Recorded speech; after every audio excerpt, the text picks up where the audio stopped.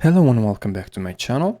In today's video we're gonna try to create a beautiful glass effect. It's called a fractal glass effect, or maybe you might call it refracted glass effect. It has many names, but it's really simple to apply. So without further ado, let's get started. We could of course go to filter, then filter gallery and apply the glass effect, but today we're going for something really special. And for that, let's just go to a separate document. And we're gonna choose the rectangle marquee tool from here. We're gonna create a simple rectangle like this one. You could make it bigger if that's what you're going for. And we're gonna go in here and we're gonna choose gradient.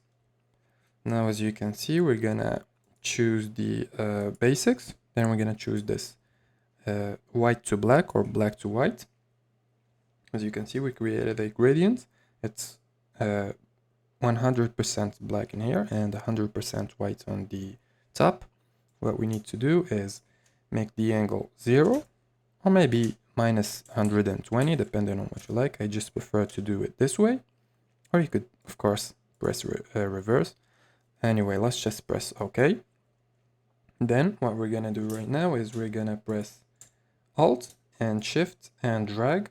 This way we're gonna duplicate the effect, as you can see, and we're gonna do it one more time, another time, of course.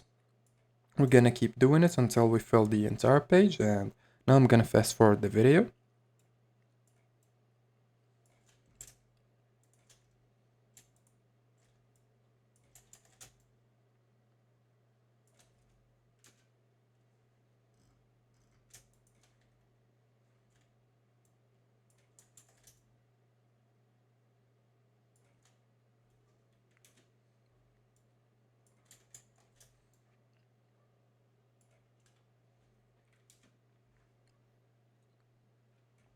Okay, now that we're done, what we're gonna do is we're gonna save this document as a PSD.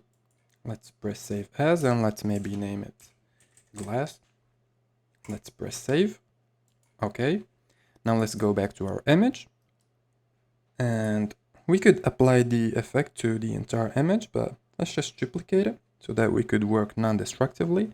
We could apply the filter, like I said, to the whole image, or we could just, for example, create a rectangle and we're only gonna apply it to this side or this selection. So let's go to filter, then filter gallery, and let's zoom out a little bit, just something like this, so we could see what we're doing. And we're gonna choose glass. You could play with the sliders and see what works for you. And then here we're gonna go with the frosted, and instead of just applying this filter, what we're gonna do is we're gonna click on this small icon and we're gonna choose load texture. And as you can see, this is the glass effect that we created. Click on it and click open. And as you can see, this is the effect that we were going for. We could adjust the scaling and of course the distortion, the smoothness. And the cool thing about this is that you could add another effect layer, and this is gonna act as if we pressed OK, then went back to the filter gallery and applied another one.